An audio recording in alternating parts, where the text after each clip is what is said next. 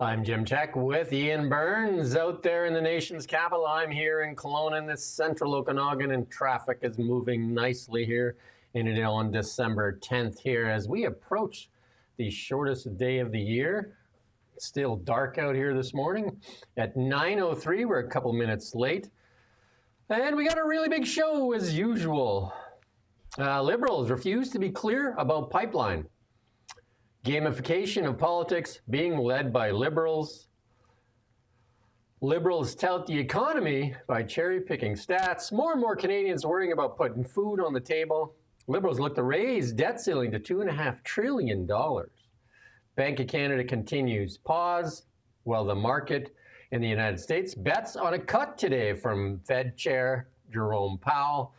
Liberal deputy admits to lying. Liberals now come clean on crack pipes. Liberals conceal settlement on anti-Semite consultant. Well, lots of lying going on here. Yukon says hands off our guns. Military has no clue. Well, those are some pretty good headlines. Canada makes deal with EU on digital partnership, and I would say, uh-oh. EB feeling the heat for his decisions. Zelensky says he's ready for elections. Trump policy is seeing fruit for the people. Trump calls EU leaders weak and stupid. And ceasefire dies with Cambodia and Thailand. He's going to have to take one of those off his list. And Elon talks God and a lot more. And we got a lot more than that too. But I mean, those are just some of the highlights on today's show. The really big show. If you like what we do, like, subscribe, share, comment. This is the best undiscovered news commentary show in Canada on the interwebs, or as George W. Bush used to say, the internets. Isn't that what he said? The internets? While his opponent, Al Gore, claimed to have invented it. So there you go. Hey, why not? Al Gore's invented a lot of things.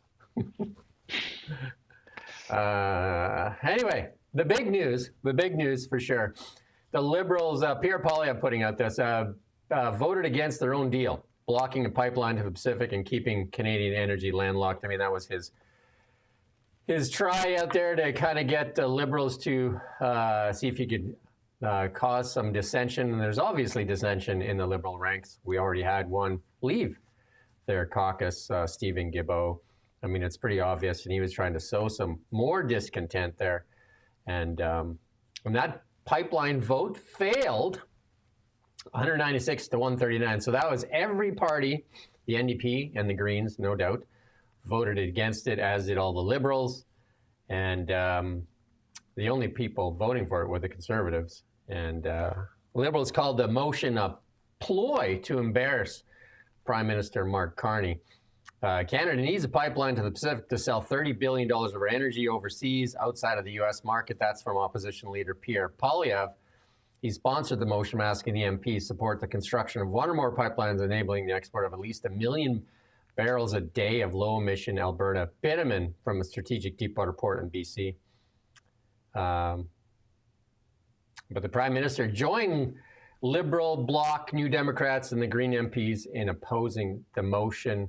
One cabinet member called it a train wreck.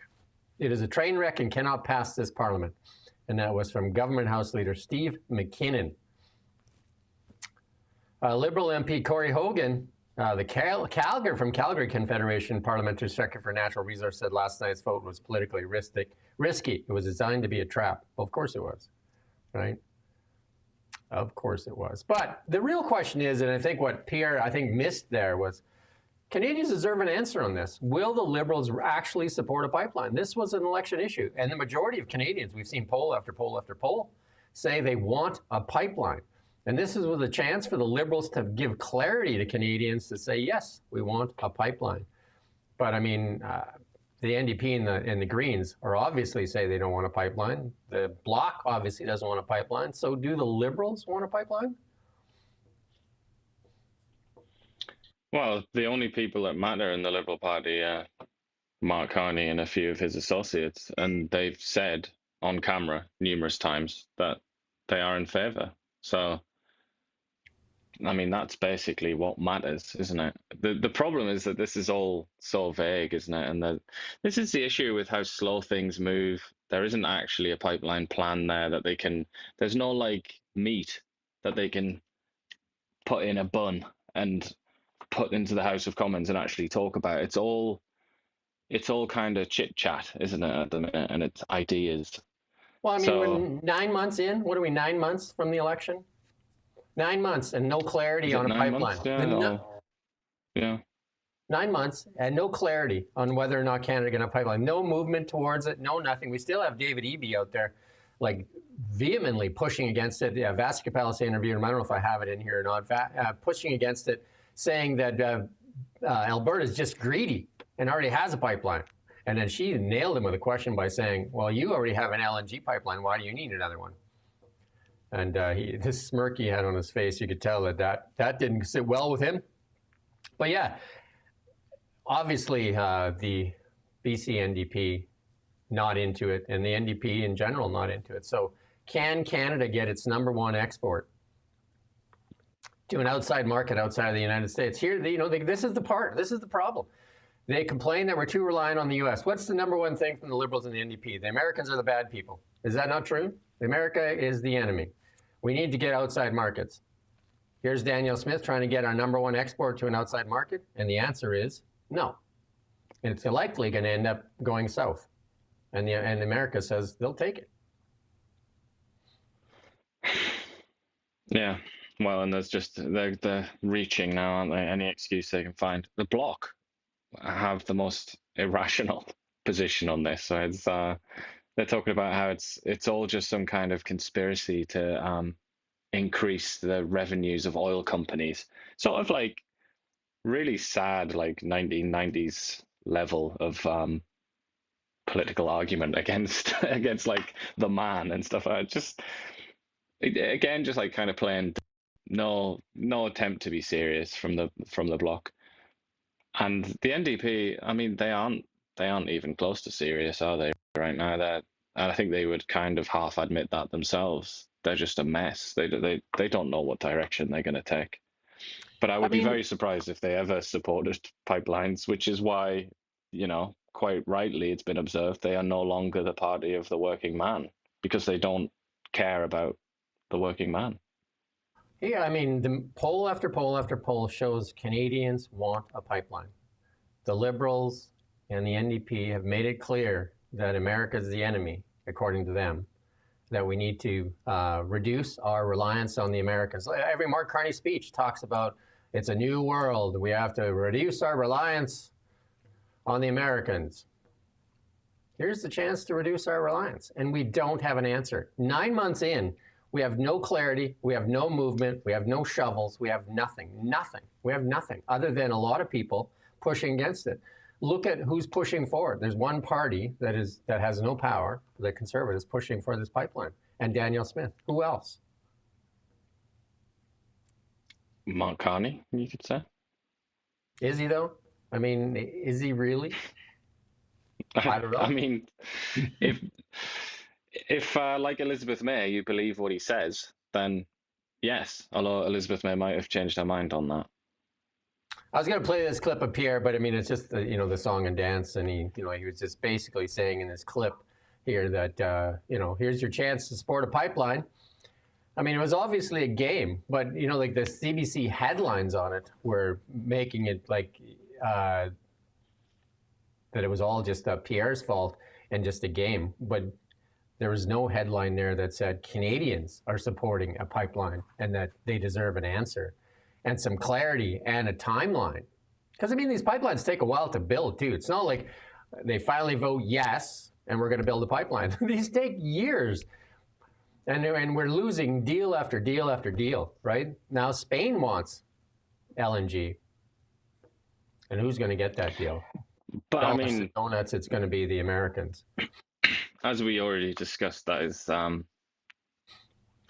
dead, isn't it? That's completely. There's no point of even talking about that because it would need Quebec's approval, and they're not going to do that because Quebec doesn't care about Canada, really, does it? It cares about Quebec, and they don't like industry very much, do they? But it is so, you mentioned the Americans. It's so interesting. I'm reading this book by a Canadian professor, actually, Václav Smil. People might have heard of him. But I'm reading a book that he wrote. I think it was published in 2015 or something like that. 2014, I think it was 2015. Yeah. And in there, he talks about LNG a little bit, and he says, he's like, interestingly, one development is that the Americans have started to get involved in gas production and liquefied natural gas. And usually the Canadians have supplied the Americans, but we'll wait and see what happens in the future. Maybe the Americans will grow into that industry. Here we are 10 years later. They completely dominate And they LNG. dominate the industry. Exactly. They Because dominate the industry. they made that choice, and Canada made a very different choice. Yeah. So I mean, it's right. What you say is ultimately right. The Americans, because they don't mess around like the Canadians do, the Americans will just do it, and they will continue as a consequence to be 50% or so richer than us on average, and they'll continue to lead the world. They'll continue to be the world's most important country, and we'll continue to be underneath their boot, whether we like it or not. Maybe we can petition to change the Canadian maple leaf off the flag to a symbol of two hands hand-wringing, and because that's what we seem to do a lot of. F-35 still hand-wringing. Pipeline. We'll have to change the government likely before we ever see, and that could be 10 years. It could be, who knows how long it's going to take before we see a pipeline. The Trudeau Liberals, when Carney was the economic advisor, said there's no business case for LNG. 3 deals worth over $1 trillion have already been signed by the Americans on LNG. They're taking over that market. Spain now asking for LNG. We are one of the most resource-rich nations in the world. And I would imagine we lead the world in suppressing our natural wealth and driving our population into poverty. And we're going to see a little bit of that later here. That many Canadians can't even put food on the table. But you talk about the flag, how it should be instead of the maple leaf should be hand wringing. I think maybe instead of the maple leaf, it should be the maple leaf trying to go up some stairs while a fleur de lis stands there and says, "You're not going anywhere." That would make more sense to me. Sorry to be so callous to our Quebecois friends, but we were going to play this next. Can you really dispute what I've just said? I mean, that's basically it, isn't it? Yeah, it's blocking everything. Canada, as we know it, tries to do things, and Quebec, or a coalition led by Quebec, says no every time. Rory just said he's shoveled 6 inches of snow, and if people could tell us where they're watching from, that'd be appreciated as well, just to see what kind of reach we're getting and where we're reaching. But no snow. There's a little bit of dusting here in Kelowna, a little bit on the top of the mountains, but no snow on the ground here. But if you could just tell us where you're watching from, that'd be great. We're going to play this next clip, but it's just a vote, and it's just nothing. But we're going to play this chaos clip here from the Liberals here, and you can tell when they start losing the argument, and that it's they just start yelling and acting all kind of like disheveled. Let's listen to this. You're saying that the Conservatives are trying to divide you on this issue. Is it not your government that has divided your own caucus by bringing forward an MOU that clearly does not have the full support of your own party? Like, as a party, we are united in wanting to make sure that we continue to build Canada, that we build it well, that we take into account climate change in the work that we do, and that we respect Indigenous rights holders. Our party is united on that. And so I won't accept that as a premise for that question. We are united. You is dividing your own caucus. You don't think there's divisions over that? No. So people can have issues with particular pieces, but we are supportive of the entire MOU. You are supportive, but there are many of your other caucus members who are not supportive. The caucus is supportive of the entire MOU. People, yes. Mr. Hogan, was this a whip vote? Would you have wanted to vote in favor of the pipeline? Was this a whip vote for your caucus? That's good. The environment minister, I think in her head, she's like, all she heard was run away, run away, run away. Because she didn't even answer that question. She kind of like skirted it and then answered it differently. She is, so we've got her, we've got the immigration minister, and we've got Melanie Joly, industry minister. They are all struggling. Every single day I see them, they don't speak every day, but every time I see them, they really struggle. They are like, I mean, it's obvious, isn't it? Surely this is not a particularly contentious thing I'm saying. they're not very good at this. They're struggling all the time, and you have to wonder why have they been put into these jobs if they're clearly not really up to them. The answer is that because they're from Quebec, if you're wondering, and because they're women. Well, you talk about Quebec. Why don't we hear from the leader of the bloc here? Poilievre has an opposition motion today. Yeah. I know you were always very clear with your wording. What do you think of Mr. Poilievre's pipeline motion, his amendment, and how will you vote today, please? Oh. As I said a few minutes ago, no problem. Not only Canada and Quebec, but also Alberta, as well as the whole planet, has to progressively come out of a carbon economy that we know now. And I believe, in all friendship, maybe they will not receive it that way, that Alberta should start a transition toward a new economy. So there's no way on earth that we would vote for this motion, which was specifically designed in order to insert a wedge within the Liberal caucus. No, the wedge was already there. The wedge is clearly there, and he lays out the position of of his party. They're never going to vote for a pipeline. So you can forget about the east. It's not going to cross into Quebec. So the only chance is west, and Eby. He's going to do everything he can to block it west, and the bloc is going to block it from the east to the west. And then just for a laugh. And also saying like Alberta needs to, reorient their economy. It's they're number one. Like, they're number one. You're a separatist. You're a Quebec chauvinist. Why do you care what Alberta does? Like ultimately, trillions of dollars of wealth beneath Alberta's feet, and they're supposed to just move on. The number one contributor to Canada's export GDP, and they're supposed to just move on. They gladly take Alberta tax dollars, don't they? Well, he bought that very nice tartan tie and pink shirt with Alberta tax dollars, didn't he? When he drew his salary as an MP. So yes, I mean even this guy personally, but Quebec, yeah.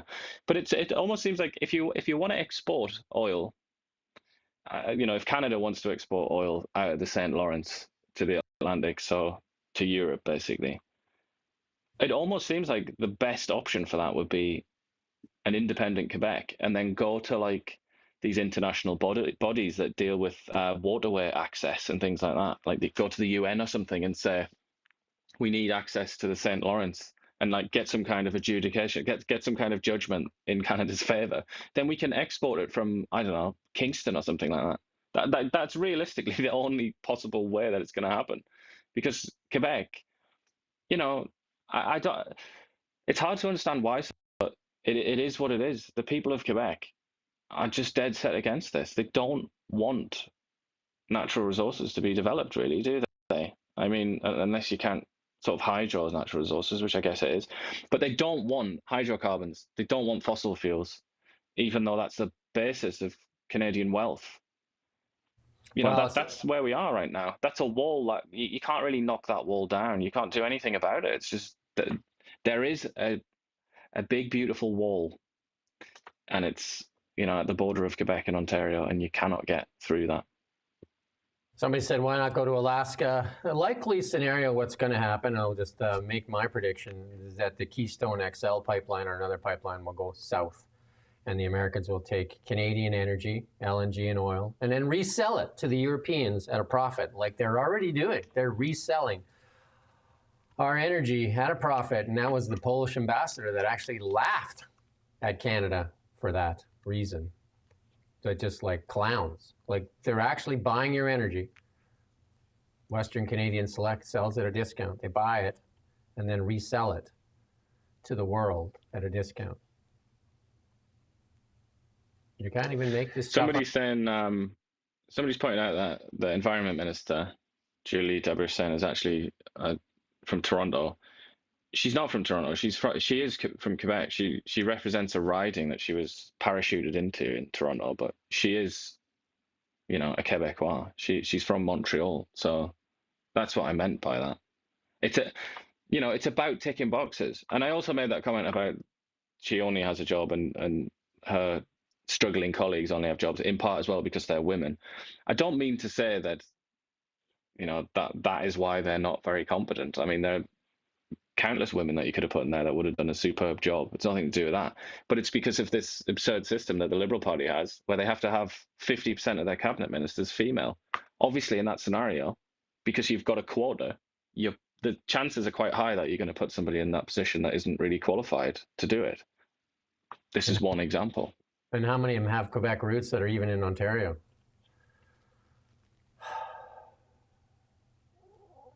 Mark Carney touting Canada's economy. Let's listen in. It's hard to tell, what speech he's on, because sometimes he's talking about the enemy and how, we got to tighten our bootstraps. And here's the touting. Let's listen in. In the past 3 months, the Canadian economy has created a total of 181,000 jobs. The national unemployment rate has fallen from 7.1% to 6.5%, and crucially, average wages for Canadians have grown faster than inflation every month of this year. That's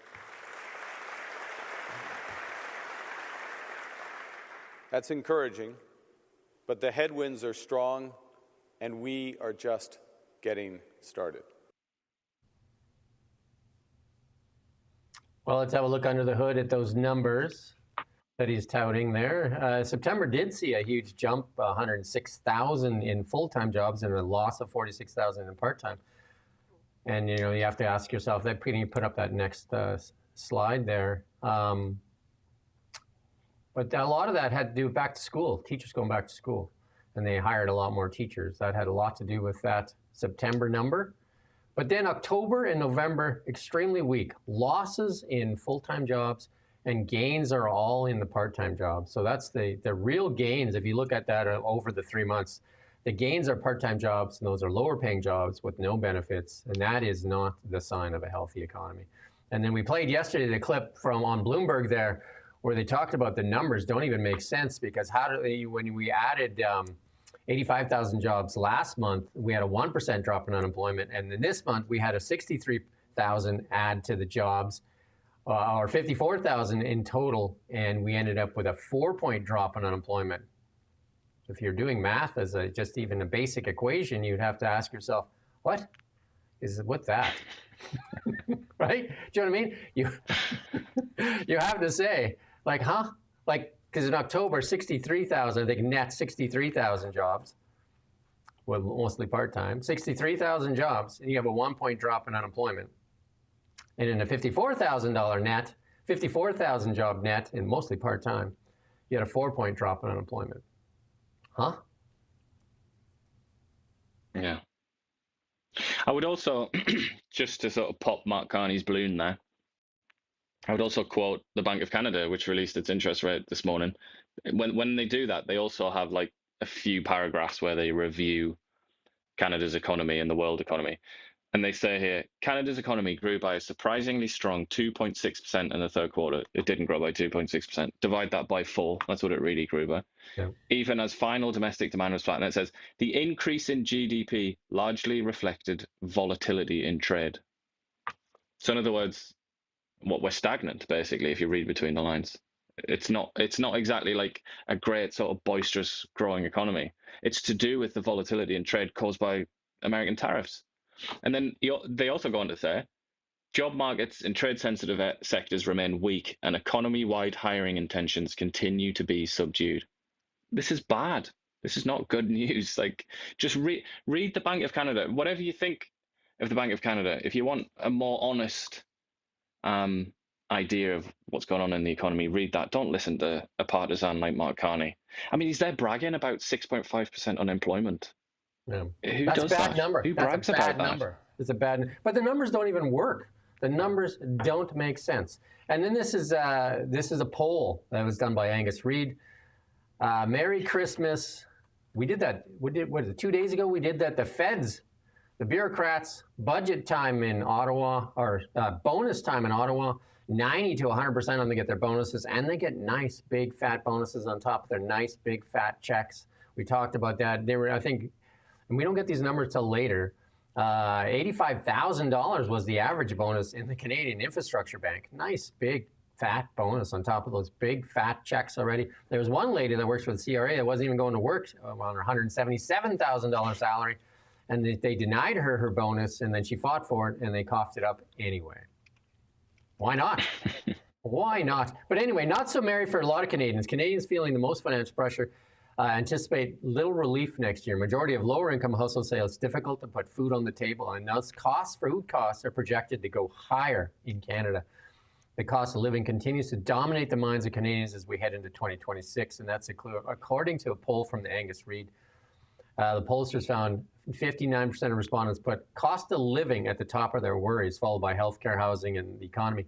Climate change wasn't there. Take a look at this. Where's climate change? It is there, just around next to immigration there, but very far.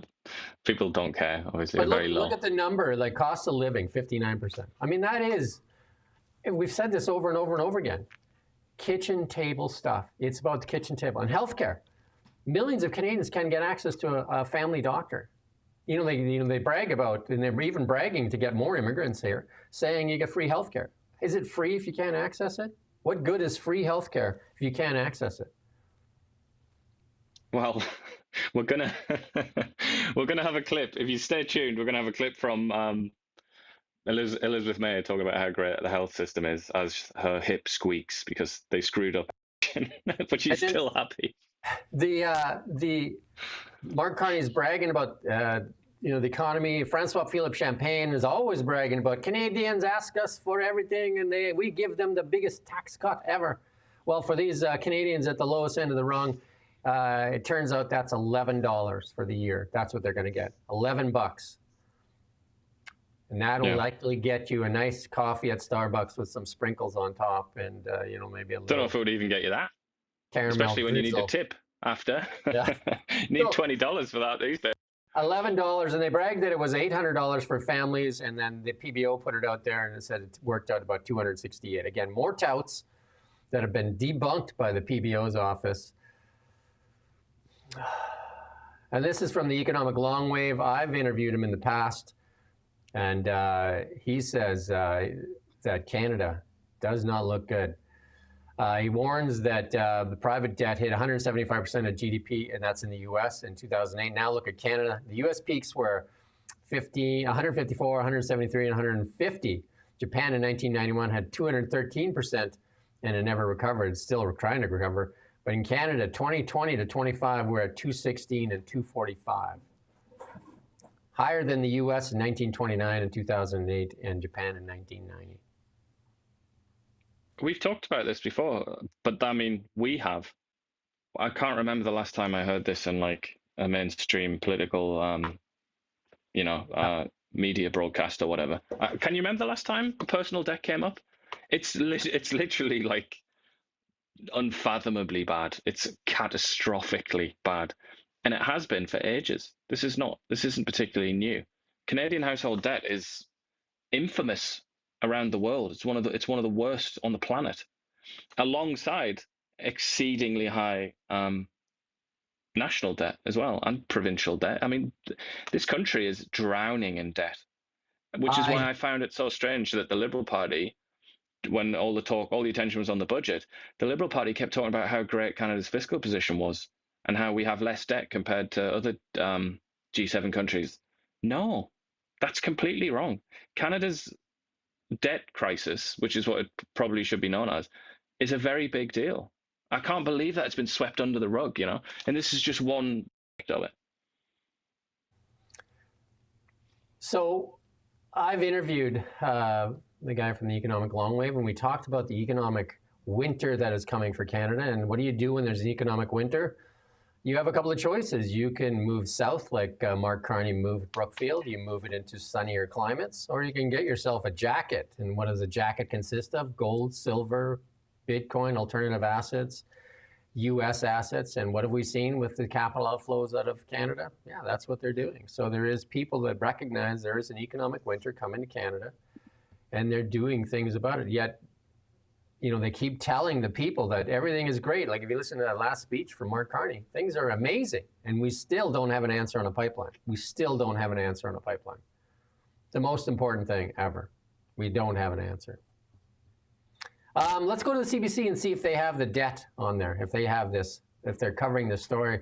Pull up the CBC almost every day on the show, and I'm sure we're going to have a lot of Liberal scandals later too, and I'm sure they're going to be on here, so we're going to front run our own stories here, I think. I'm sure they'll be on here.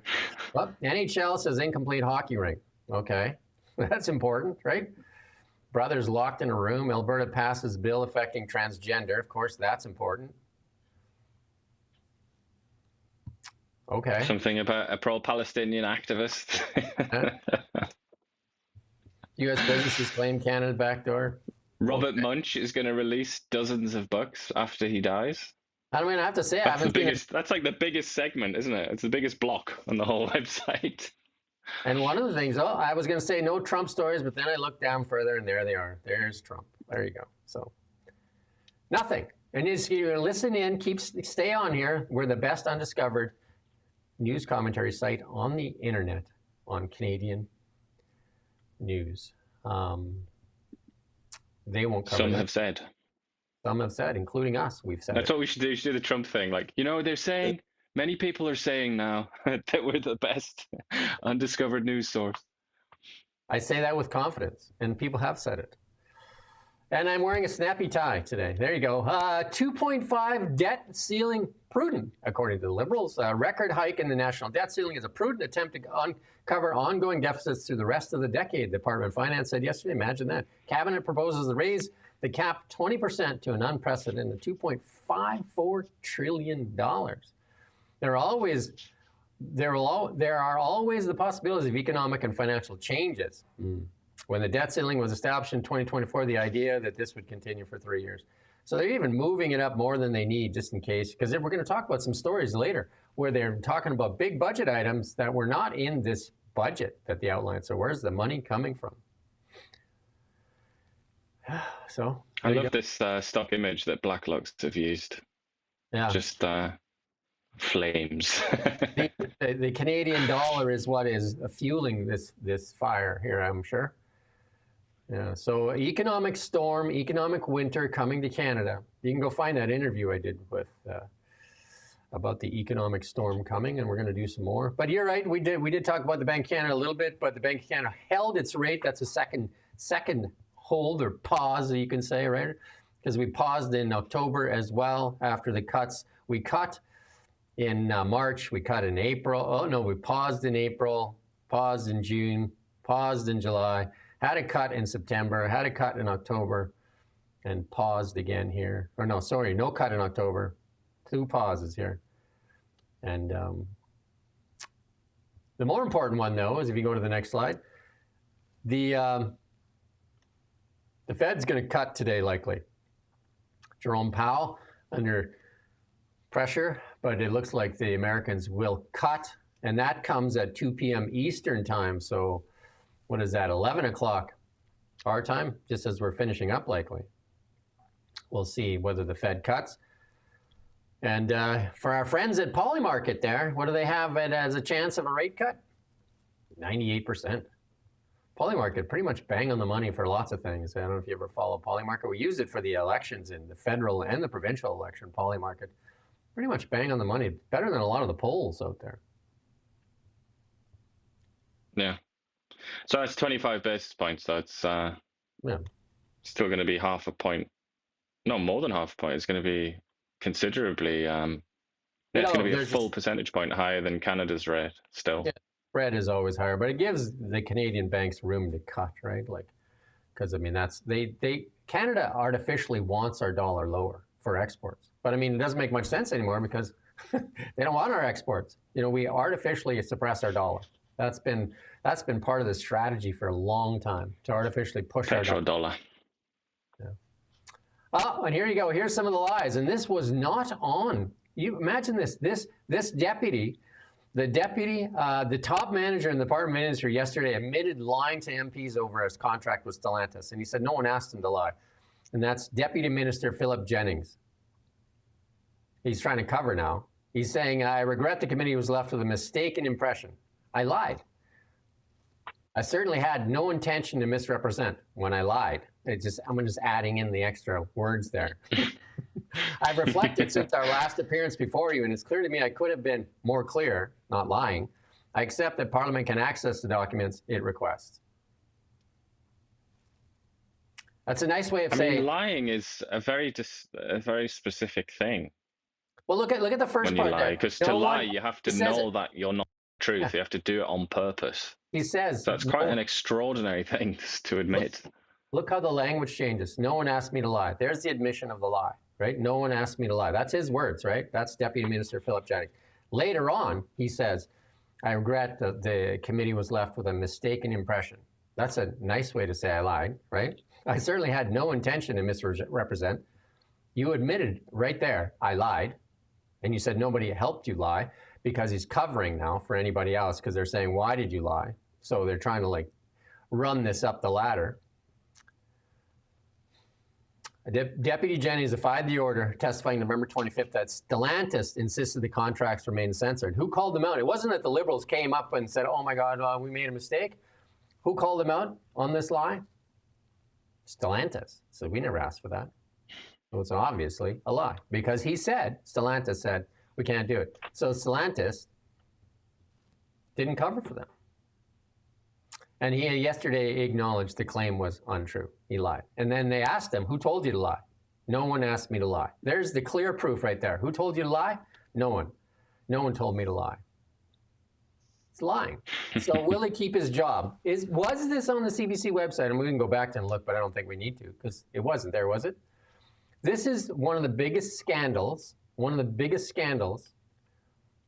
the Liberal government so far. You can look, where do you find it? Do you not agree this is one of the biggest scandals, this Stellantis contract, this $15 billion thing where they're moving the production to the US and investing $13 billion US into a new plant in the United States, and they lied. I've just Googled the guy's name, this deputy minister, and only one relevant result comes up in the news tab, and it's from the Western Standard. Right. That's it. A far-right extremist organization, right? As we are.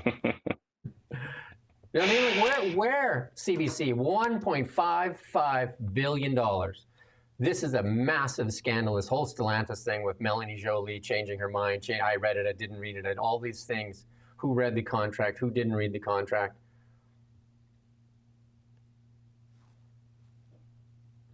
Where, CBC? Where? So who can trust the CBC if they don't want to cover this? Instead, they're covering hockey. They do not report news. They do not act in the interests of Canada. They act in the interests of the Liberal Party.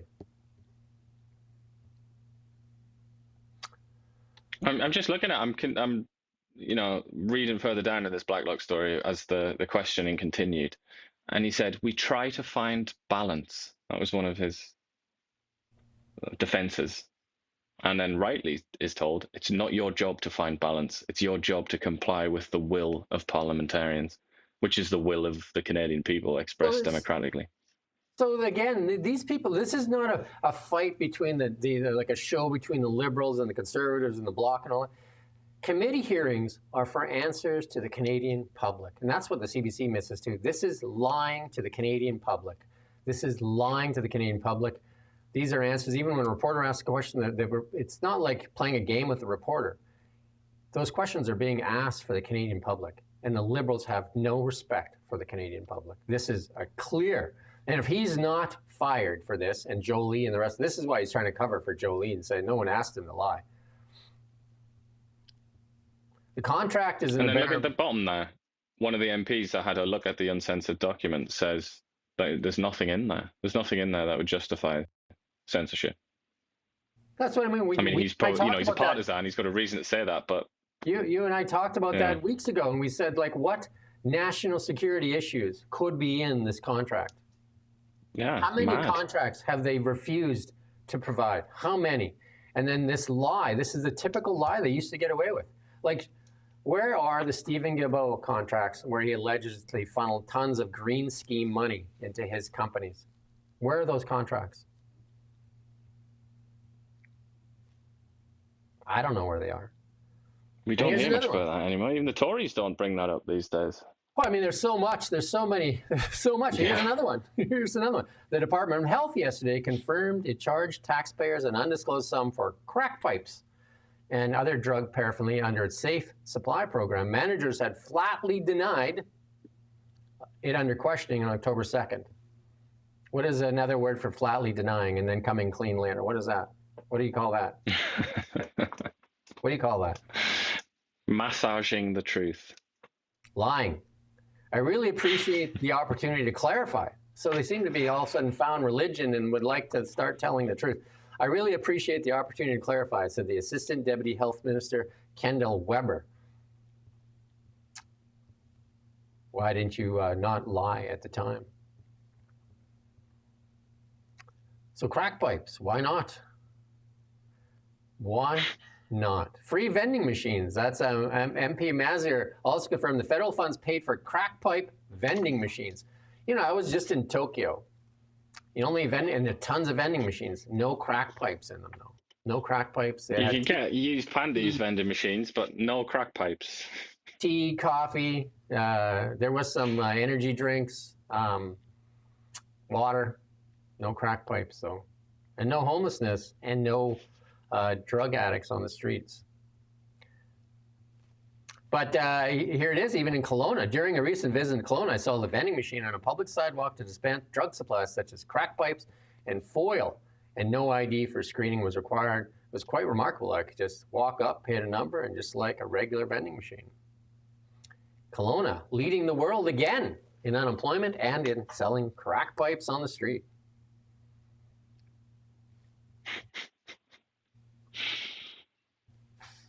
They mentioned Kelowna here as well. It's, this is when this MP was supposed to come in for an interview, wasn't he? But for some reason he couldn't do it. But he's saying during a recent visit to Kelowna, I saw a vending machine on a public sidewalk. For that interview, yeah. And this is he said the safe injection sites don't promote any type of recovery. You can say they are harm reduction, but in Red Deer, where my riding is, it has decimated our downtown. We've lost hundreds of thousands of businesses. There's one business that loses $8,500 a day from shoplifting from this safe injection site. I would like to know how that is harm reducing, because all that we're seeing is more injection injuries as far as crack pipes. I can't see the difference. Again, this is the key point. I was in Tokyo for 10 days in Osaka. I get up early. That's my habit. 3 o'clock in the morning. I didn't want to wake everybody up. So I went for a walk every morning for 2 hours in different areas of downtown Tokyo and Osaka. And I felt completely safe to do so. I would not go for a walk willingly in Kelowna at 3 o'clock in the morning downtown. And I've asked many people that same question since I've come back, and they all said absolutely not. Would you go for a walk in downtown Ottawa? I mean, probably, but I'm mad like that. But I wouldn't want my wife or children to do that. No way. But I'm like, yeah, I mean, I'm not the person to ask that question to. I'm a strange character. Well, here's some more liberal lunacy. Here you go. The Department of Canadian Heritage, your friend Stephen Guilbeault, is invoking privacy and concealing terms of a settlement with an anti-Semitic consultant. Laith Marouf of Montreal was paid $122,661 for a series of anti-racism lectures before the manager discovered that he was banned from Twitter for fantasizing about shooting Jews. And we gave him $122,661. Remember who hasn't done that? Who hasn't fantasized about that? You remember all the just other... a good old-fashioned Canadian. What was that other organization that Stephen Guilbeault funded? It was close to $1 million before they cut the funding off. I can't remember the name of it now, but it was, we disclosed that about a month and a half ago. They were producing hate There was an anti-hate network newspaper that was producing hate. You can't remember? You gotta go back and watch. What's that? Yeah, I can't remember. There's too much of this stuff, isn't it? It's not like these are one-offs. It's just like every day. But again, here like it is. The settlement agreement was reached in March. The department wrote in an inquiry of ministry tabled in the Commons, the agreement contains a confidentiality clause that prevents disclosure of the details. The Liberals, the party of accountability and transparency, with the big NOT at the end of that. That's their slogan. Accountability and transparency, brackets, NOT.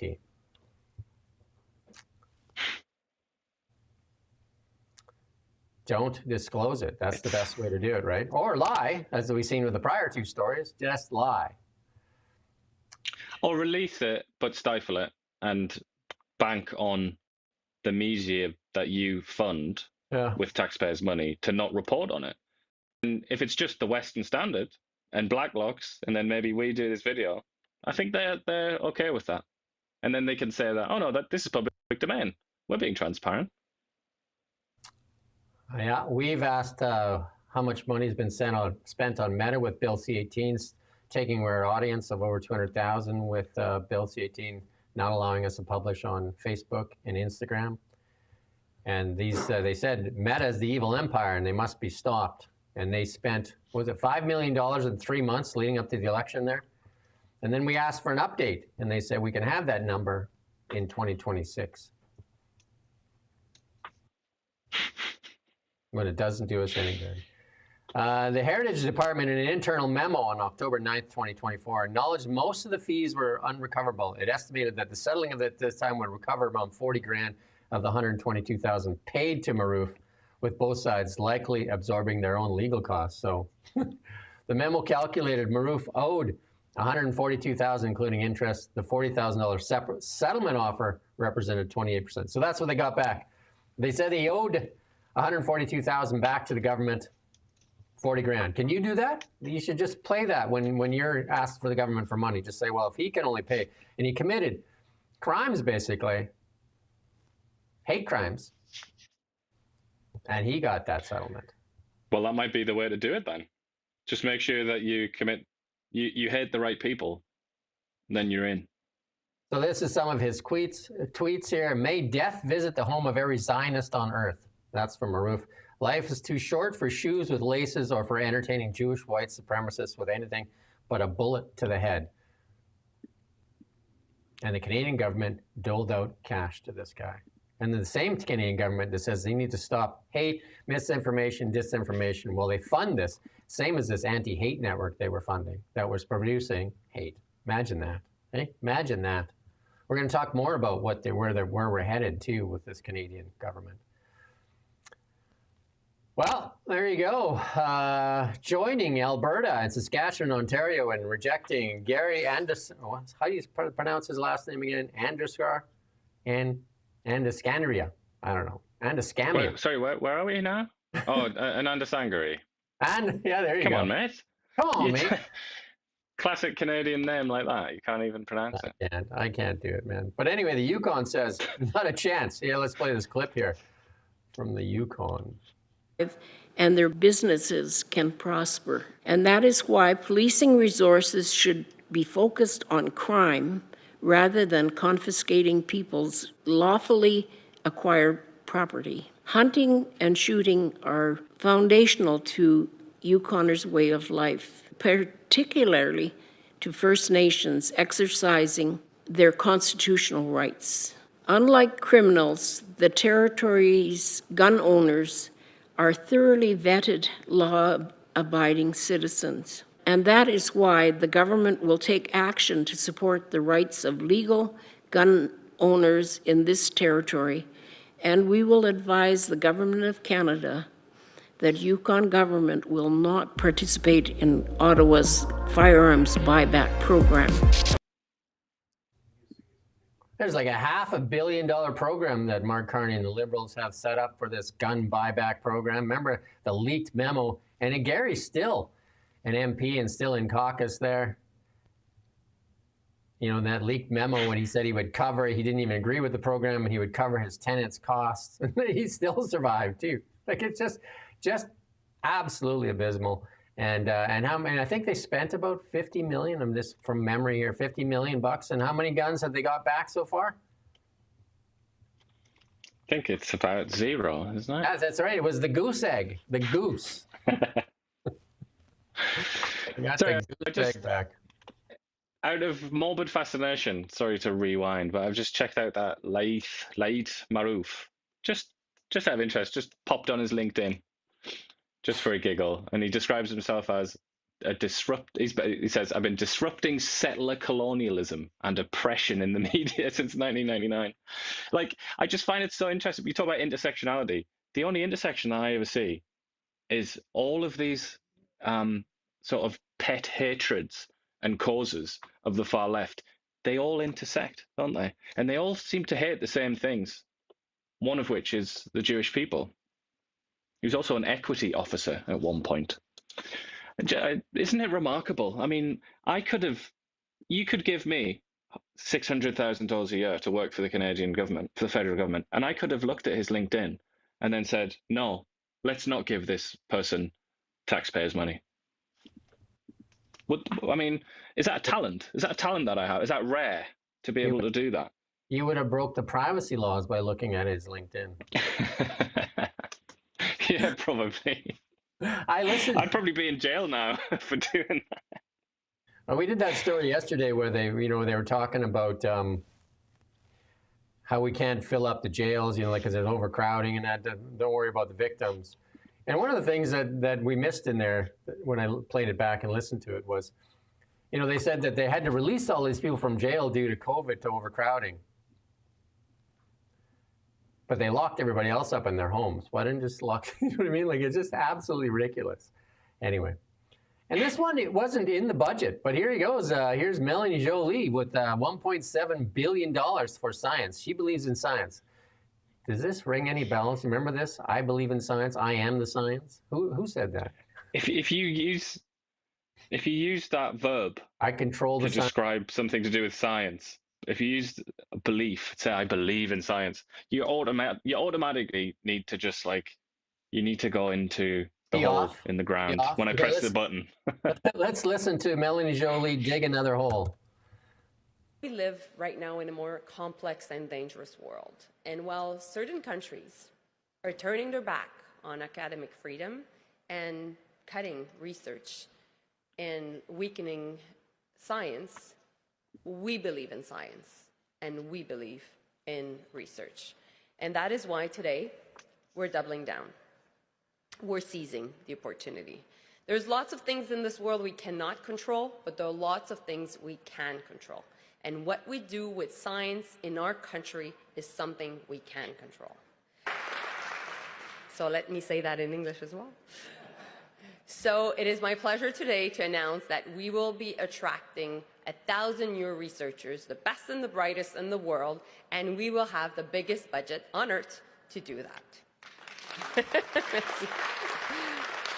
So it's $1.7 billion, $1 billion for research chairs, $400 million for research infrastructure, working with Canadian Foundation for Innovation, $120 million for early career researchers, and $134 million for top international doctoral students and postdoctorate researchers. So we will not only be doing that, but we will have concierge services when it comes to immigration. So we will make sure that these researchers are well supported and can get through the immigration process quickly. So my message is Canada is the most beautiful and safe country in the world. And so to all the researchers around the world that are looking to move, well, you know what? We should be your first choice because we will make sure that we welcome you with open arms.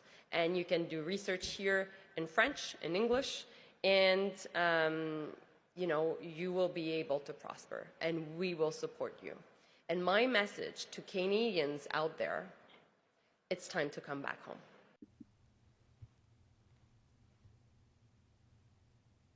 If you just tuned in, this is not the Comedy Channel. This is Canada's best undiscovered news commentary show on the internet. And you can like, share, subscribe. Please help us get the word out there. But we do have comedy bits in there, and that is a bit of comedy there. As Melanie Jolie says, you can do research in French and English. I don't know if research really matters.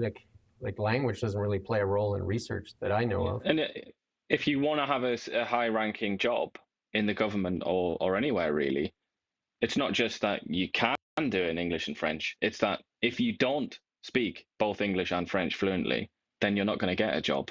Hence, I'm here, Melanie Jolie, in this top job, even though I've got a double-digit IQ and I'm possibly drunk a lot of the time. But I speak English and French. So, you know, I mean, there's so many things wrong with that. But I have to do the I want to be like Goldfinger, James Bond villain. I just want to push the button and open the Shark Tank as soon as they say we believe in science. Just like you can't speak like that and expect to be taken seriously. We believe in science. What does that mean? It's not a religion. You could say something like, I trust the scientific method, or I believe the scientific method is accurate and works out well for us, or something like that. But I believe in science, or we believe in science. It's just nonsensical, isn't it? I don't think they've even what that means or what that sounds like, treating science as a religion. But they also don't believe in science anyway, because they don't believe, you know, even if you take them on their own terms, they don't believe what scientists discover, do they? A lot of the times they just reject it if they don't like it.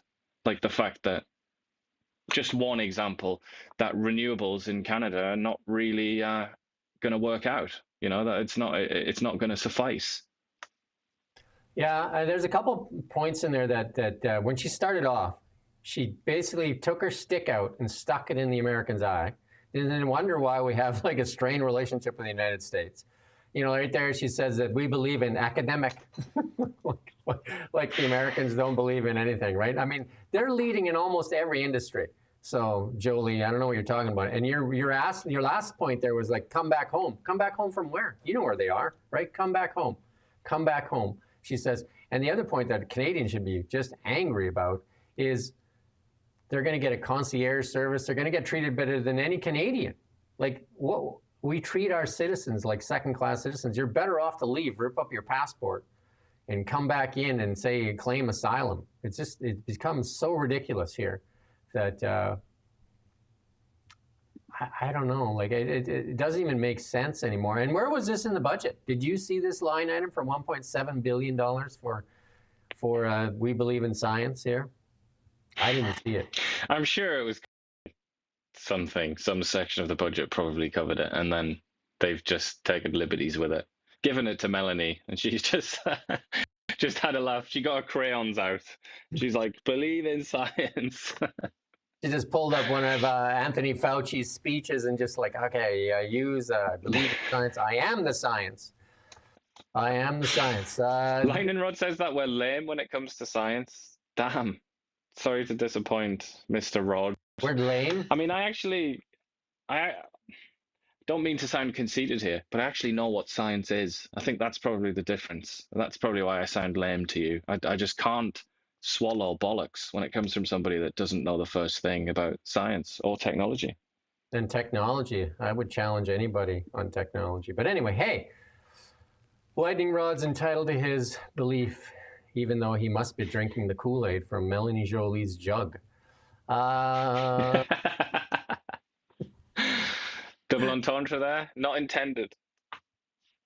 The Department of National Defense has no idea how to train, equip hundreds of thousands of reservists. This is the thing, we're going to build our military. Nobody wants to join. Underpaid, underfunded, under-equipped, and underhoused. The Department of National Defense hasn't figured out how to will train and equip hundreds of thousands of reservists the military plans to recruit to defend Canada.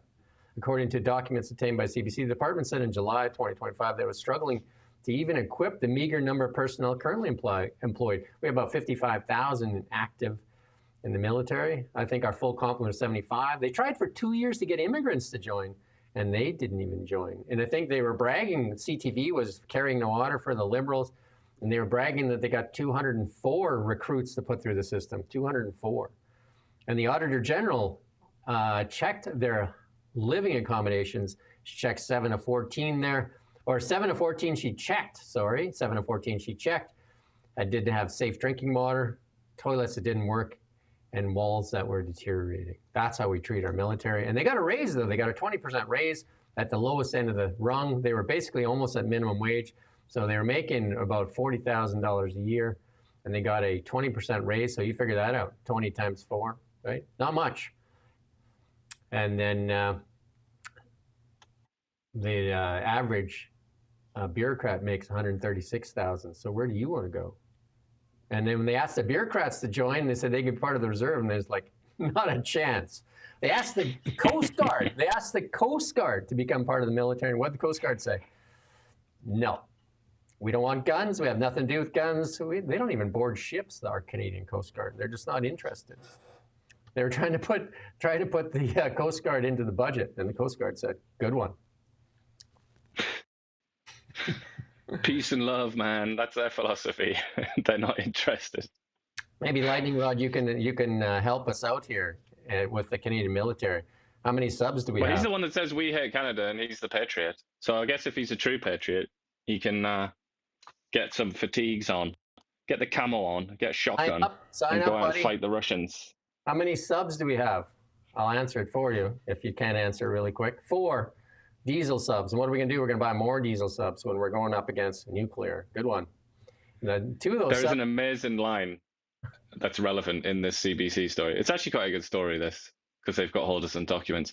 But a professor at the Royal Military College of Canada in Kingston says, quite amusingly, he's not very optimistic about this plan, but he comes out and says, this country on a good day can mobilize 3 frigates and 8 CF-18s. That's what he says.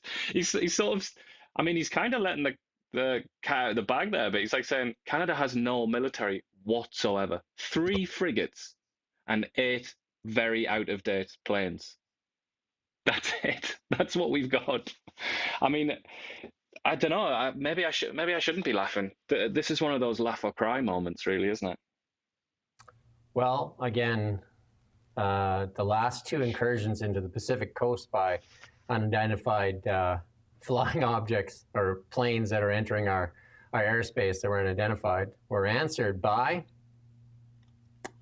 not those CF-18s they couldn't fire up. They're sitting on the tarmac. They were responded to by American fighter jets. And then, a lot of the liberals will say they responded to by NATO. Okay, who's NATO? Oh, NORAD. That's the other one that they'll say. Oh, NORAD did that. It's like, okay, the Americans then. Who defends our north? Who defends our north? With nuclear subs, nuclear warships, and F-35s. Right, we don't have any F-35s. Must be the Americans. But guess who we're butting up against here? This should scare the bejesus out of everybody. Because we see what's going on in the UK and the EU. And here you go. This has not been leaked out by our government, but the European Commission has put it out there. This week, we reinforce cooperation with Canada, boost competitiveness, innovation, and economic resilience at the first Digital Partnership Council. EU-Canada Digital Partnership. How overused is Moraine Lake, and just the Alberta sort of Rockies in general? Canada doesn't look like that, really. That's one specific part of Canada that looks like that. But they always use that picture, don't they? I mean, I know that's like neither here nor there, but I just wish people would stop using that picture. But in a sense, it kind of just shows how little the Europeans know about Canada. It's like they probably think Canada's just like Moraine Lake everywhere, don't they? The Lightning Rod, he's always a source of humor, says that the F-35s don't work in the north. Well, what do you think's up there protecting our north? F-35s and F-22 Raptors. Best look. Just do a little search, ChatGPT. See what defends the north. They must have a way to fire them up, eh? But hey, let's get those Gripens that aren't even stealth jets. They can be target practice for whenever the Chinese decide that they want to blast them out of the air.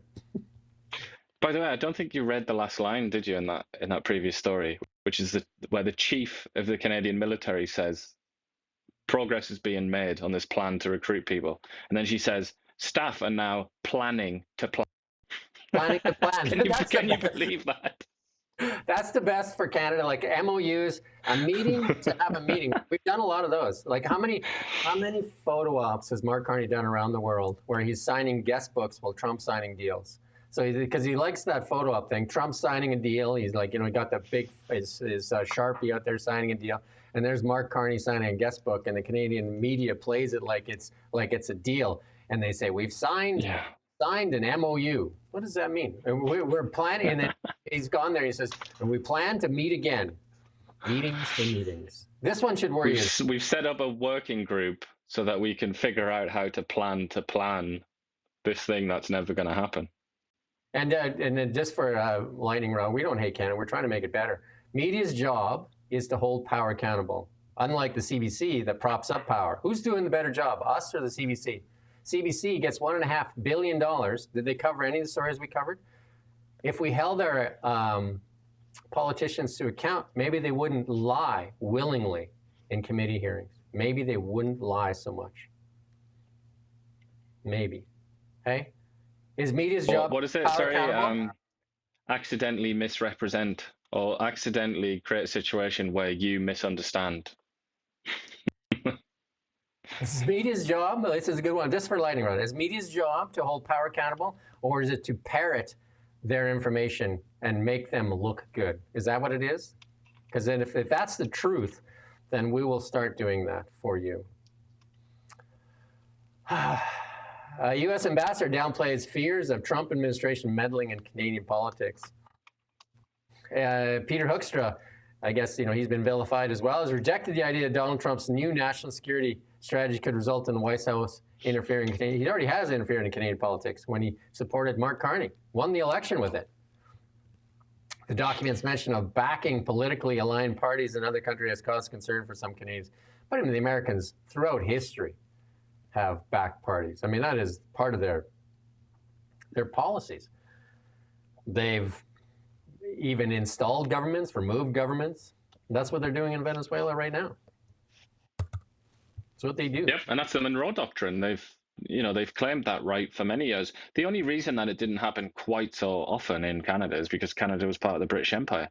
But if you read about things like the Fenian insurgency and things like that, the Americans did. They were involved actually with potential regime change, even like rebellions and things in Canada. The Americans, you're completely right. They've always done this, and they always will. But I mean, in many ways, the miracle is that they don't do it even more obnoxiously and even more brazenly. Although maybe that is about to happen. Lightning Rod says that our truth is more like a little biased. Which part's biased? Which part is biased? When the deputy minister lied, which part is biased there? Which part is biased? Which part? I'm just confused as to which part is biased. Anyway, Kirsten Hillman also giving her resignation, and she was she was the ambassador to the United States. We also have that guy that is one of the envoys there, living in that penthouse. Remember that guy? We did that story, I think, about a month back, living in that multi-million-dollar penthouse. And even his coffee maker was worth $5,000. Just living up life in a penthouse in Manhattan.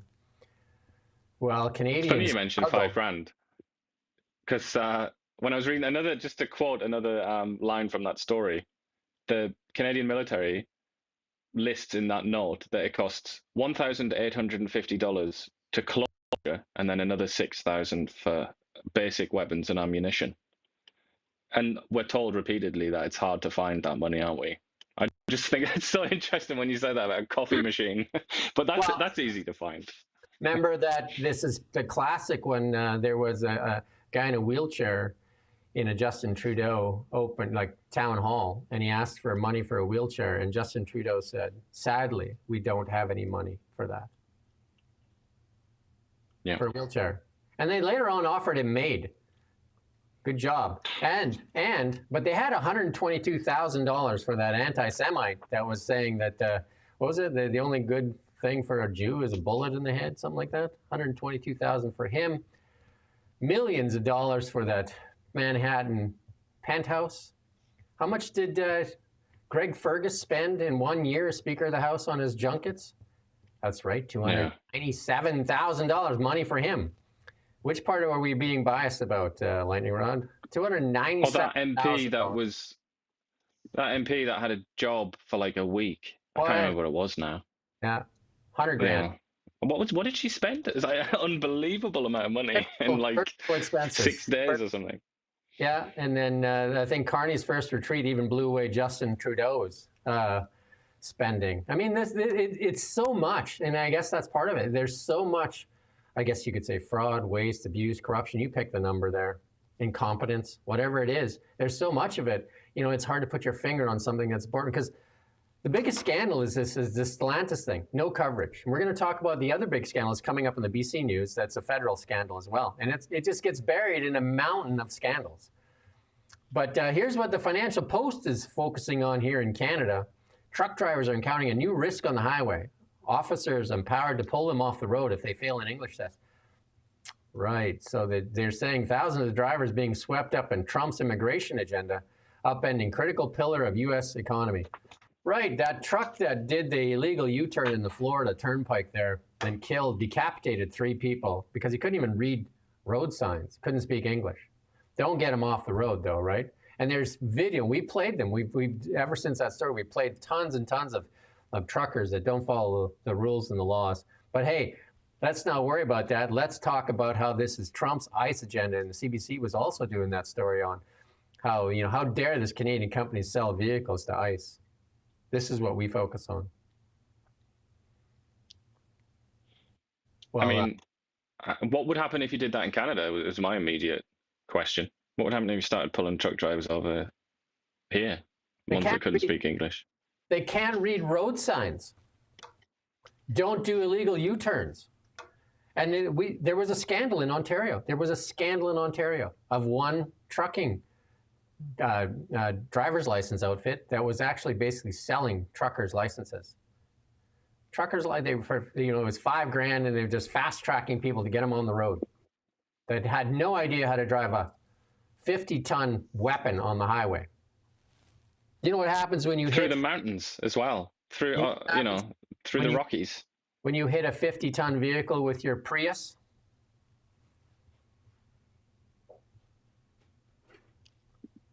Ridiculous.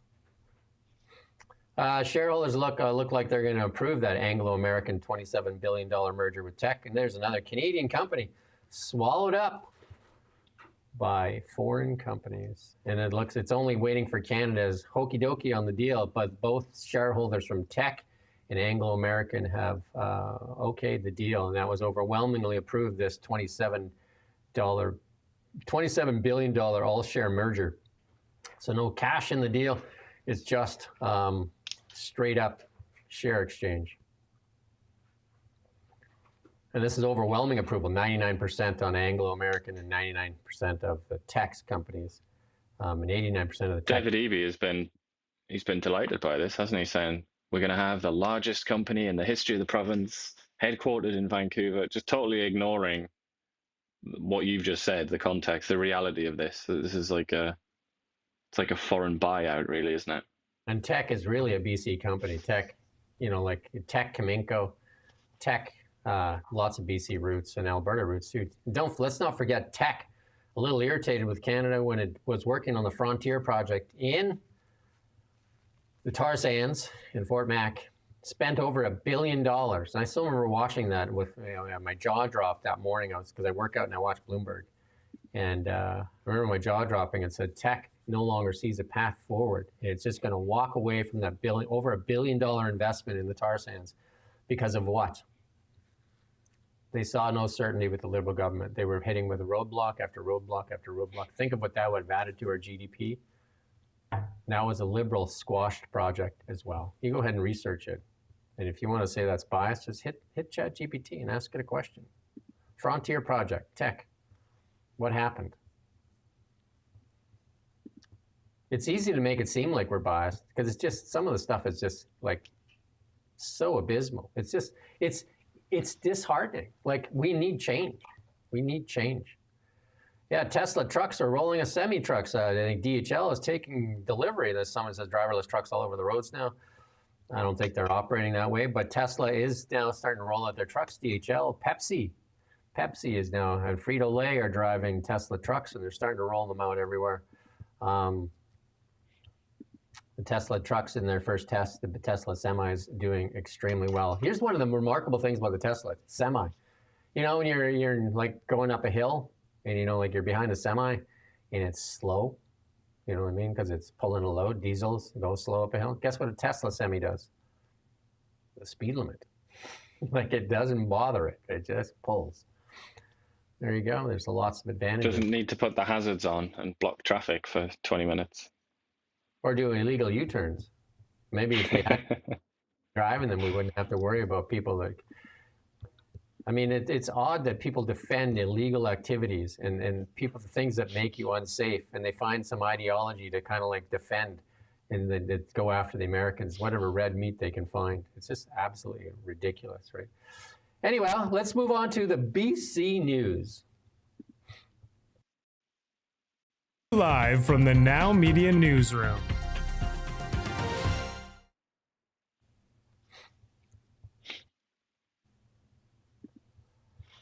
Well, I put this on yesterday with, I did be on the ballot yesterday with Renee Merrifield, former MLA here in BC. And I said, oh, this unknown lady put up her show, and she said, oh, she's actually very connected here, this Caroline Elliott, and we're going to try and get her on the show with me and Renee next week. We're going to try and get her on, but she is talking about, I think she's somehow related to, I think, Kevin Falcon somehow or something. You have to go watch the show. I'm just using my old memory there from yesterday. Let's play this little clip from her on the Cowichan ruling, though. Look, Doctor, there's obviously a leadership question here. Lenders are already pulling back sort of post-Cowichan ruling, like in that Richmond building project. How is EB's behind closed doors or cowardly hands-off approach to these court rulings already hitting families and the economy? And, you know, the BC Conservatives have finally moved on from John Rostad and are rallying strong into the holidays. What do you want to see from BC's leadership, like in this apparent vacuum over the last few months on this file?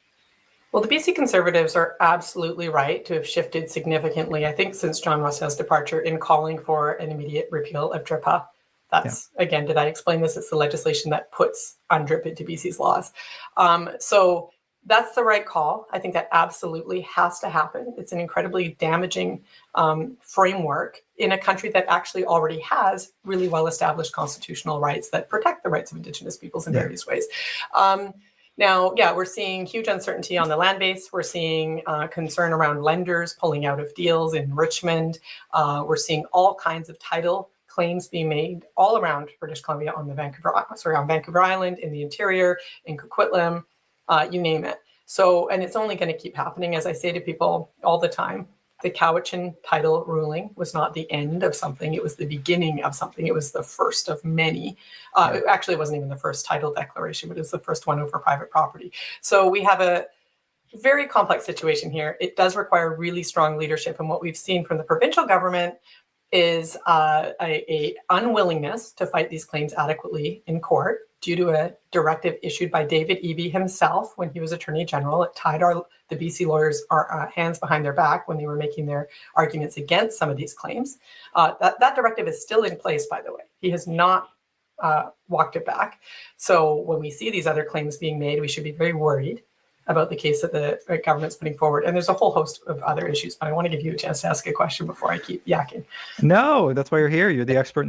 That's good.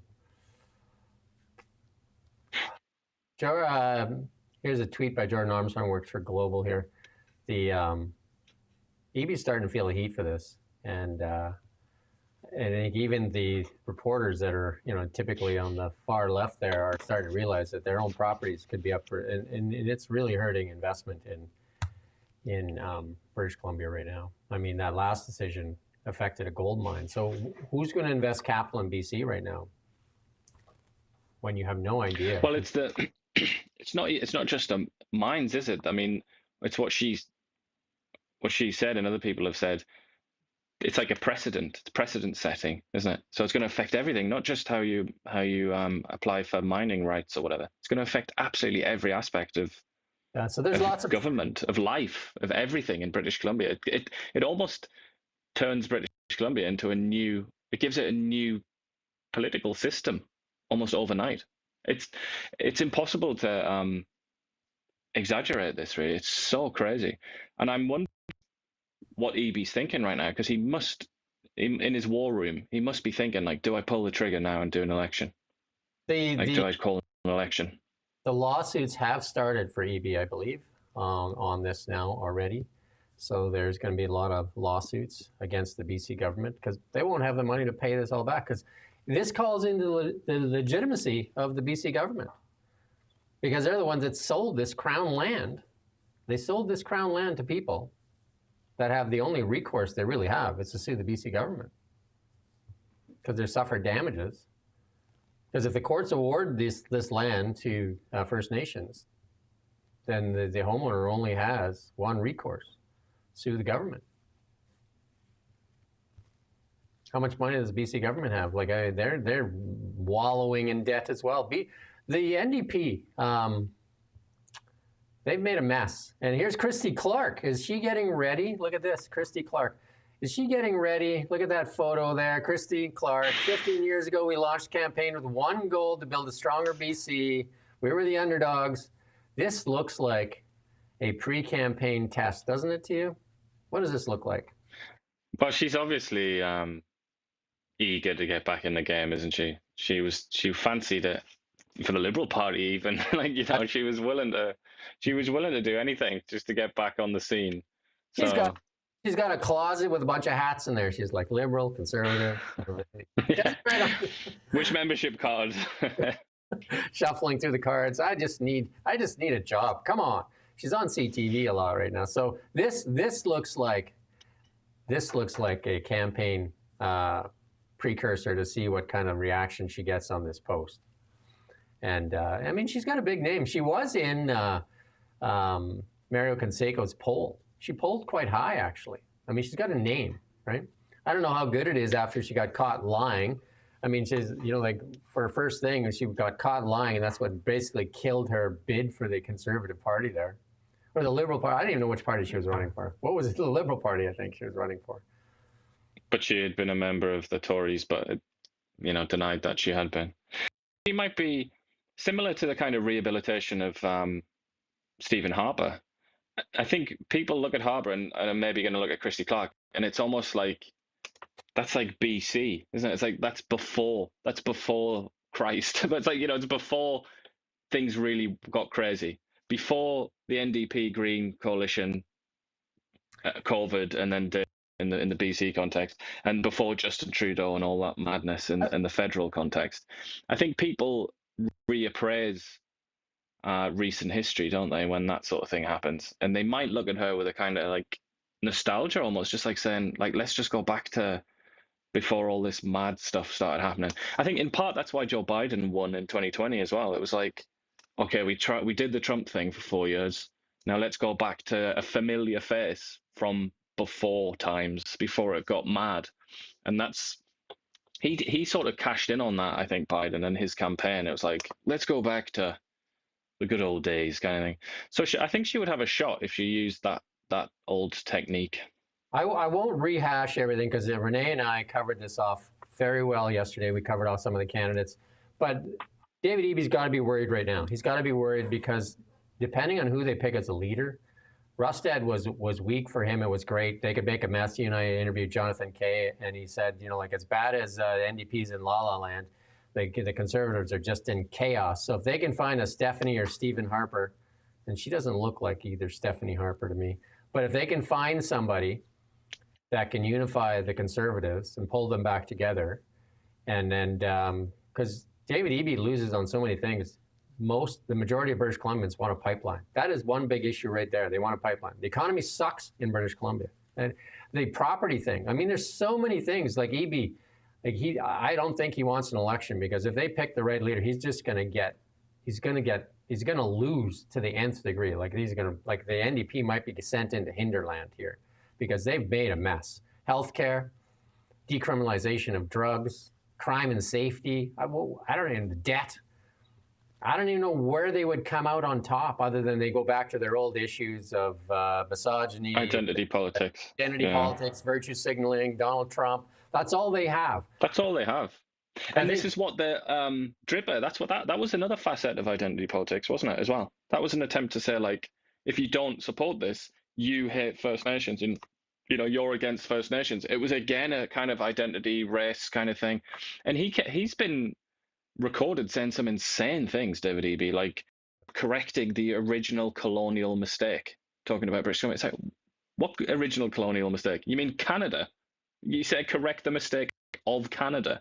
Because that's basically to translate that into English, that's basically what he's saying. Yeah, I mean, crackers times. He hasn't really been a success, has he? And nor has the NDP. And he also doesn't really have all that much of a personality. He's got that sort of passive aggressive sanctimoniousness where he like looks down on people, and he says like, we're not like that in BC. But that's not a personality. Like John Horgan had a personality.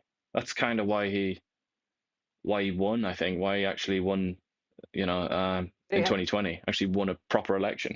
Go watch that show with Renee, and somebody says, Brett here says, a regular watcher says, what about Renee herself? And we did pitch that, and Ian and I are big, strong believers in Renee, but I think she wants to focus on what she's doing. She has really developed into a strong voice, though, I think, and I do have Gavin Dew in. He also pulled high. Gavin Dew is going to be in at around 4 o'clock today. We're going to do something on the Airbnb policies here in BC and Kelowna. So Kim Campbell, that's hilarious. Why don't we just find somebody? Eleanor Sturko, a big strong voice. Eleanor Sturko, big strong voice. So I don't know. There's lots out there. So, I mean, David Eby's got to be worried. They got to find somebody that can find the center and bring people together. That's what they got to bring those fractures together. That's the most important thing. Ken Sim might be a good guy. I mean, he might. I would go on and put a few dollars on him being premier at some point on Polymarket. Ken Sim, going for that again. The rest of the cities across Canada going for a 0% tax increase. That a boy, Ken. And wants to make Vancouver the Bitcoin capital of Canada. Another win, right? Like, come on. And here's one that should be one of the top scandals for the BC NDP and for the federal Liberals, and yet it gets buried in a slew of other scandals. This BC Ferry thing, and this is from the BC Ferry Marine Workers Union. They don't want to let this go. They say they want this deal killed. 69% say that they should renegotiate the China contract and bring some of this work back to BC. What did Jolie and them always say? We have built Canada strong, use Canadian steel, Canadian aluminum, and Canadian workers. And then they sent that contract over to China for cost and said that Canada can't compete. I wonder why. We can't do slave labor here, can we? Human rights violations, is that okay? Can we do that?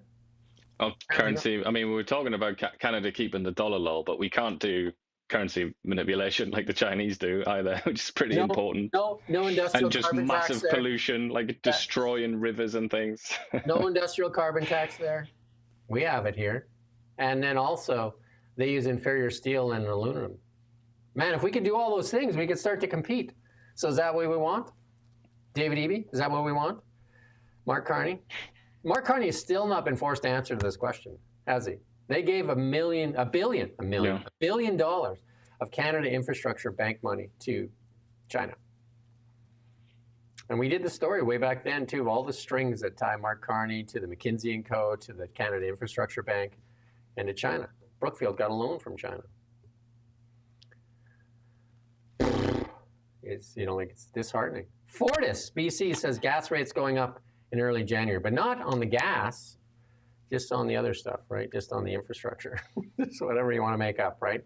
11% though, too. 11%. Talk about inflation. Here it is. One of the most things that you rely on is heat for your home. 11%. But, they break it down. That's only going to cost the average home about, $11. Is it? Is it? Yeah. What is the average home according to them? Apartment building that has 3 interior walls and 300 square feet. Is that the average home? because I And you have the heating on for an hour and a half a day. Yeah, I can bet you most homes are not going up $11, $10.95.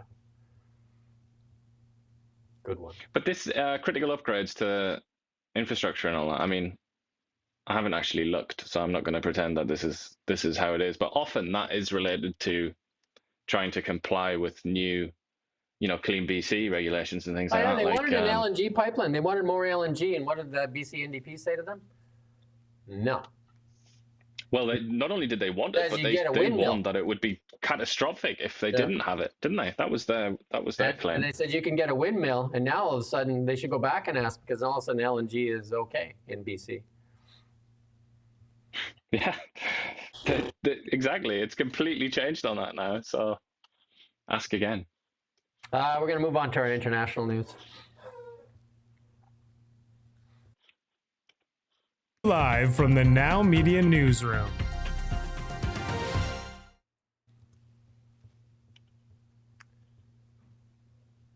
Apparently, Zelensky says he's ready for peace talks. I don't know. Or sorry, election talks? He's obviously trying to appease Trump here, isn't he? Said he's ready, but I mean, what does that mean, right? It's like ready to build a pipeline. He's making the rounds. He's like, in Finland, he's in the UK, he's meeting with the three stooges. I mean, sorry, did I say stooges? Macron, Starmer, and Chancellor Schulz. Hey? Schultz, it's not him anymore, is it? That was the old one. It's Merz now. But I mean, the very fact that you couldn't remember that just goes to show how insignificant Germany is now in foreign policy. It's just like, who even cares? Who even cares who the leader of Germany is? Like, what difference does it make? And this is one where the Americans, again, they're just quick. And they are quick. The U.S. has purchased the entire production of rare earth mine in Brazil until 2030, covering what was already agreed with the EU. The EU Commissioner of Industry said last month I was supposed to go to Brazil and discuss the rare earth mine. 3 days before that, the Americans swooped in and just said, no, we bought it all until 2030. Sucks to be you. It's a shame because the EU is so good with the climate and environmental regulations and all the rest of it. You would have thought, Mark Carney has told us that that's like the golden key that will open all doors. But apparently nobody wants to deal with the Americans because they don't have CCUS, carbon capture, utilization, and storage. I didn't get those numbers right. I mean, that's the biggest tax scheme they're going to push down our throats here. CCUS, carbon capture, utilization, storage. Good an acronym, right? That's always nice to have one of those, right? Because then you can hide anything you want in there, right? It should say the new, better, improved tax scheme. That's what it should say. But Americans went there and put money on the table. And again, you know what else they can put on the table? The one thing that the Americans can put on the table before anybody else can put on the table? The military. You want some protection? They're like the Italian mafia, right? You need protection? Who are you going to go to? Who are you going to call? But it's even bigger than that, isn't it? I mean, we probably don't have time to go into all the ways that America controls the world, but financially as well. But the financial institutions, the IMF, all of these organizations, even the UN to some extent, is like within the control of the United States. It's headquartered in New York. Like the Americans, I don't know why people get so upset about this, but whether you like it or not, they are by such a massive distance, like the kingpins of this planet. And if they want something, as in this case, they're going to get it. To think that the Europeans go on about, and Mark Carney, that they go on about, like, we have all this clean technology, therefore we're going to get all these deals. Like, shut up, man. Nobody cares. Nobody cares about that. You know what else Brazil wins at? If they do the deal with the Americans, they don't have to listen to insufferable fools tell them about clean carbon capture and all that stuff. They're just like, you want to buy some of this stuff? Here's the stuff. Give us some money. And plus, they also... Well, not only that, but to be patronized on all other sorts of things, like their lack of transgender representation in Parliament or something. Like, they don't have to listen to any of those lectures. They can just get on with it, and it's a business transaction, and it's all about hard power, and it's a deal. I mean, the Americans, obviously, it's not quite that simple. The Americans do have a lot of expectations, but I think a lot of countries are going to find that easier to swallow than this sort of neurotic European Union asking, and well, part asking, part telling. Like they're not bothered about that. Like countries, they don't want to do that, especially when the European Union is pretty stagnant anyway. It's not exactly economically impressive. You know, like when there's a joke laying there or an idea laying there, they're just so good. Why don't we copy those ideas? And these are ideas that are for the working class people, and they're laying there, and Trump has laid them out, and you're starting to hear the benefits of these things. The fruits are starting to come home. And here's Trump's kicking off like a blitz there in Pennsylvania there. And you got a young lady on stage there. And these are the things that Canada needs. These things would help Canadians right now that are having trouble putting food on their table. Let's listen in. Thank you so much. Oh my goodness. Thank you. Thank you so much. As President Trump said, I'm a mom, a wife. I homeschool my two brilliant children. And the no tax on tips is incredible. No tax on overtime is incredible for my husband. And it all comes back to our family. It saves us, and it's for the future of our children. And it's been such a blessing to be home with them and to have them here with me tonight. And thank you for everything, President. Is she just a random woman then? Just somebody that works in a restaurant? Americans, you know, it's easy to hate on Americans, but they are also like just amazing people, aren't they? That just a random woman that works in a restaurant or something is capable of addressing like thousands of people really confidently, clearly, lots of personality. Not many people around the world, not many countries can produce people like that. Like it's something very special about America and Americans. So the payoff is coming. This is Treasury Secretary Scott Bessent. You remember this guy said too when they asked him what his stock portfolio is doing, because you know he's obviously on the inside track. What did he say? I don't have a stock portfolio. I sold it all because we need to sell it all because we can't be profiting off of that. And they said, well, what about a blind trust? And he said, no such thing as a blind trust.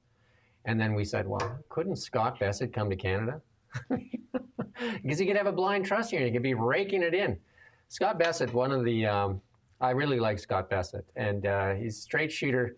And you know, one of the things I really like about Scott Bessent is that he has a husband, and he never talks about it. He never plays that card. Imagine that in Canada, that card would be played all the time. But Scott Bessent confirms 100 to 150 billion in tax refunds coming in 2026, the largest in history, over $1,000 to $2,000 per household. And then they're starting that kids fund too. Like if anybody under 10 is going to get $1,000 in their bank account into a child savings account, and that's going to be huge for Americans. And they need to do that in Canada. These are easy ideas. Why don't they do it here? And here's a little clip from Fox on this, because they're starting to see these things start to come in.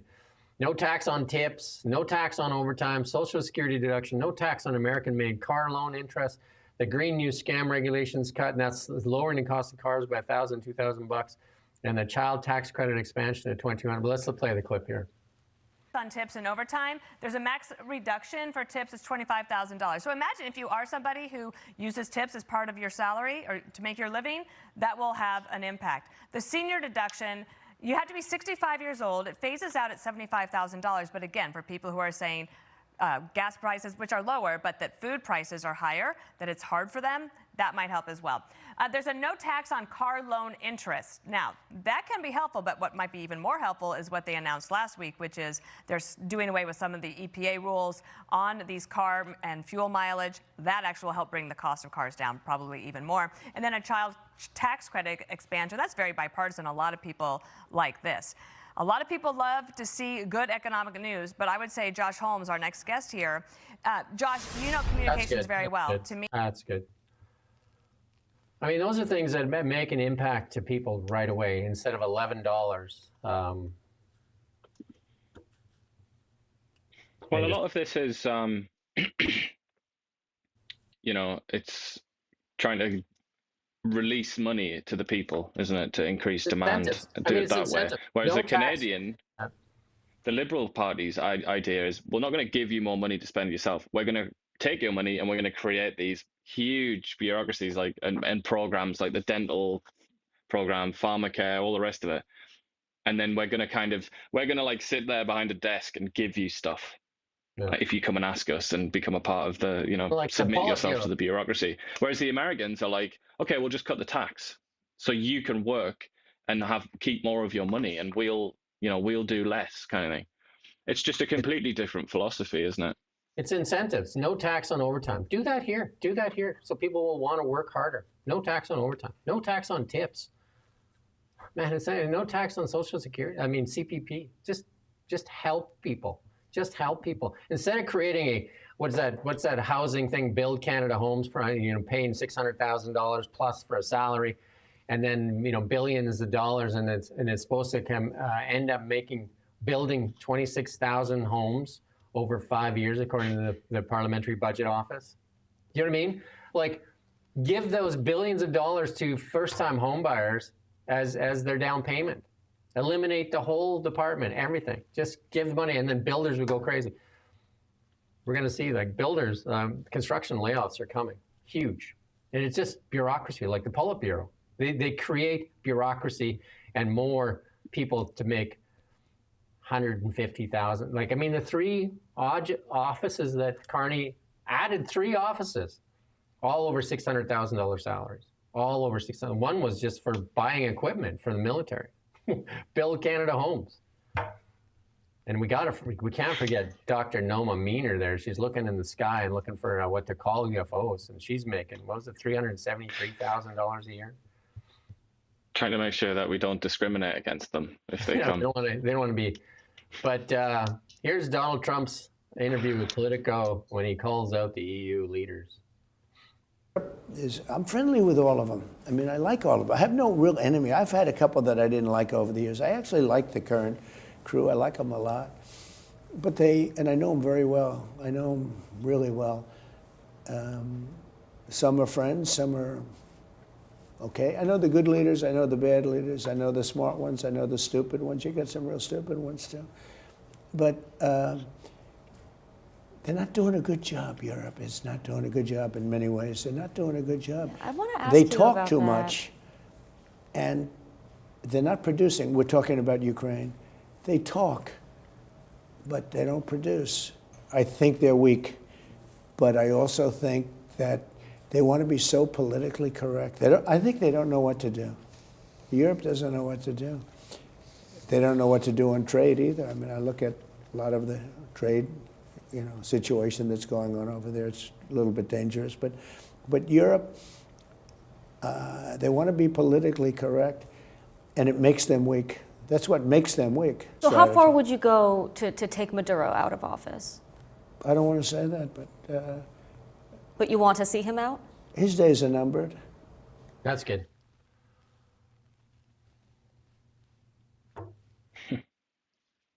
And here's proof. He also referred to Europe as decaying. That was another thing he said.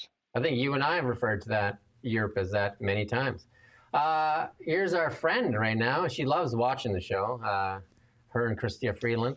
EU President Ursula von der Leyen announces more immigrants coming to Europe. Just what everybody wants. Let's listen into Ursula.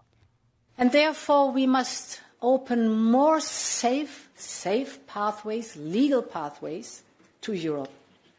We must create more bridges between our continents. We must make sure that people can find a job where their talent is needed, match the skills, bring skills across our borders. And this is at the heart of our new talent partnership, which offer work routes into Europe. So far, 5 countries have signed up to them, and we hope that more of you will follow. This is such an important model to work on. We have just agreed to create a new talent pool. That's good. It will match. That's good enough. You get the idea. More migrants for you. And this is after Marco Rubio and J.D. Vance said, you need to shut the door. You're ruining your countries. And well, it's not just Rubio. It's Europeans themselves are saying that. But what's so strange about this. Ursula von der Leyen does not represent We talked the about European people, any European people. That's why she's not been elected to that position. She's been appointed to it. Well, perhaps You they know, should the hold an Europeans, election. they're not led by people who, it seems to me, even like the European people. They're like a different caste. They're like a completely separate group of humans that don't really have any relationship with the people that they claim to represent. And that's where so much of the tension comes from. Well, here's a German Chancellor Friedrich Merz. There you go. He said he informed the U.S. president that Germany has implemented new immigration and asylum policies, cutting asylum applications in half. And he plans to update the president on these results. Who's your daddy? Okay, why is he reporting to the Trump, right? Who's your daddy? Isn't that Mark Rutte said that Trump is the daddy to Europe? Trump said that in that interview with Politico. He said like the daddy. He's the daddy. Well, I mean, Mark Rutte started it when he called him daddy. But yeah. But here's Ursula saying take more immigrants, and here's Merz saying, well, no. But they're going to take half. And Urban has said, I'm taking none. Poland has just recently said, no thanks. And there's noise from Czech Republic in the same way, right? But here's your friend. No, nobody like France. The French don't want it. You know, that's why they're on the verge of replacing Macron with the Le Pen party. You know, they call it National Rally now. The Germans, like, he's worried about AfD. Yeah, the far right. Well, they get called far right extremists, but I mean, I find that increasingly difficult to believe when it comes to the National Rally in France. I mean, they are more in touch with the majority of the French population, I think, than Macron. So it's does it make sense anymore? Not really. Countries like Sweden, or the Sweden Democrats, are already a big deal over there, and it's happening everywhere. There's change coming. And we also know that the people like the NDP and the Liberals are the party of yesterday. So we got a few things to get through. We got to be finished at 11 here. So here's Nigel Farage saying this is what he thinks about asylum seekers. Let's play a little clip here. But if you as a country allow young men who come from countries in which women aren't even classed as second-class citizens, and you put them up in four-star hotels, allow them to work illegally, their attitude towards women is completely different to ours. So the social effects of this are appalling as well. This is Elon Musk retweeting this because he's on to the EU there. And this is a 15-year-old girl raped by 2 Afghan asylum seekers. There's a video, very short video, of her being dragged into a park by these 2 boys, men, whatever they are. I can't remember how old they are. I think they're just teenagers. But I mean, I said this to you the other day, didn't I? It is literally every week and pretty much every day that I get a BBC News alert, because I have their app, or Sky News or whatever, some of the British media, that I get an alert saying, oh, another Afghan asylum seeker or whatever it is, somebody from Africa or whatever, accused of rape. I mean, I'm not exaggerating. I really kind of wish that I was exaggerating. It's so frequent that you lose track. So you hear about one in the morning, and then in the afternoon you're reading, and then there's another one, and you don't even realize that it's a different one. You still think it's the first one. Just like the Liberal scandals and the NDP scandals. Like, there's so many, you can't even keep up. You need a scorecard here. And, you know, the media, the government-funded, corrupted, crippled media, don't do them. Like we showed you, how many scandals did we talk about here today on the Liberals and the NDP? How many? Which ones of those were on the CBC website? Which ones of those? No, they're talking about painting lines on a hockey rink. Looks like the defense one was CBC. That's about it, really. Yeah. The Trump ceasefire that he brokered with Thai and Cambodia.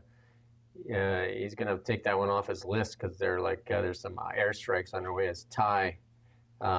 We're not going to play the clip here, just in the interest of time, anyway. But there's some clashes at the border there. So none of the peace deals that he brags about are going to hold. That's the Okay. truth, because it involves countries where it's like ethnic hate that goes back centuries in some cases, like Pakistan, India.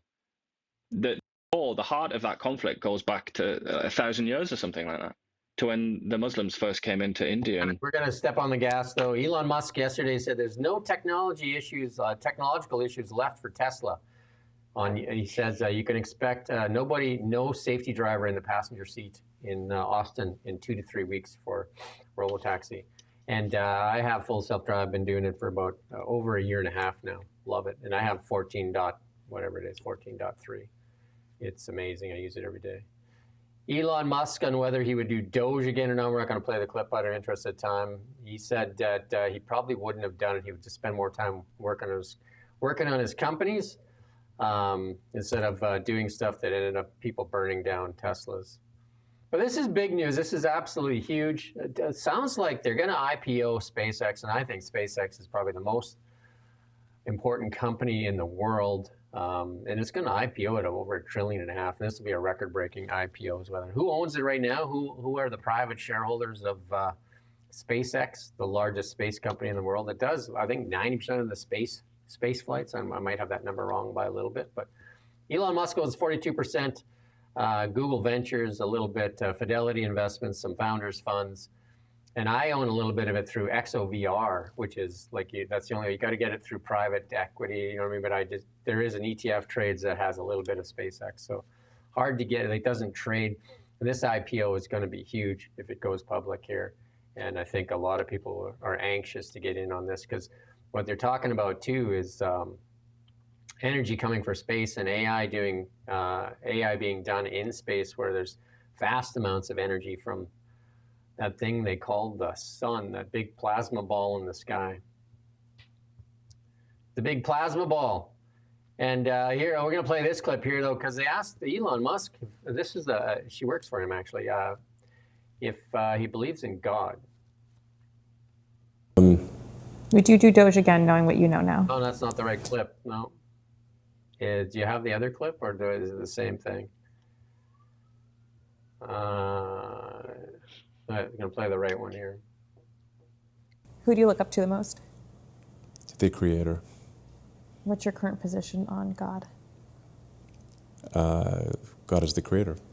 You don't believe in God, though, do you? Well, I believe this universe came from something. People have different labels.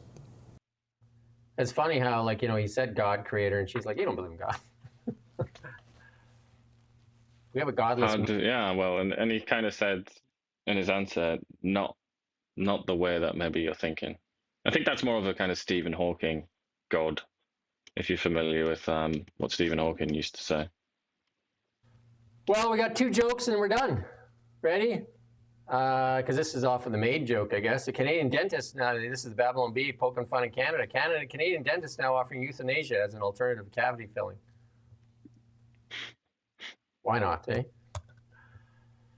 And here's one for Canada and the U.S. Man disguises himself as illegal so he can get some free health care. That's for the U.S. mostly, right? In Canada, you would have to disguise yourself as illegal so you can get to the front of the line.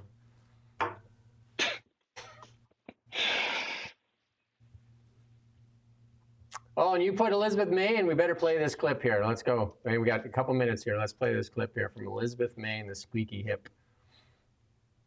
Democrat MPs swept up in, passed on division. The parts of C9 that I find objectionable. I got to go back to the beginning, though. Right at the beginning, yeah.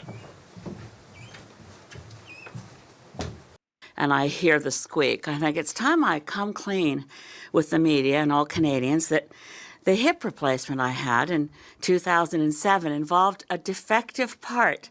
So believe it or not, I may be the squeaky wheel in Parliament. That's good. But That's good. That's funny enough right there. So she literally... And she goes on the health system, which is the amazing part of that. Even though it screwed up her operation. She's like, I'm so lucky to live in a country where we have our healthcare. Well, I'll just tell her if she just calls up, I think it was, what's his name? The red-green guy. Gets some duct tape, drills a hole, shoots some WD-40 in there, she'll be fine. She'll be fine. It's terrible, though. I mean, just on the human level, that's terrible. Can you imagine walking around like that? A really, really audible, very loud squeak. She's not sneaking up on anybody, that's for sure. No, they all know when she's coming. She must always be like, "Where is everybody?" Like, It's just because they've all hidden. She reminds me of the character in Cheers, Norm, because I'm sure she frequents a establishment every day, and they can hear her coming down the stairs. Lizzie. Yeah. Lizzie's home. All right. That's our show for today. Please like, share, subscribe, make comments, tell us where you're from, everything you can. Please help us get this out. We are the best undiscovered news commentary show in Canada, and we just got to get it out to more people, and we rely on you for that. And if you like what we do, please help us get it out there. Help us take some of that budget away from the CBC, $1.5 billion, $1.55 billion actually. And look what they put out there today. Just go take a look. No, don't go take a look. You can see it on, we pull up their website every show. And what do we see on there? Today, instead of all the scandals that we pointed out, talking about painting lines on hockey rinks. There you go. Just the big stuff.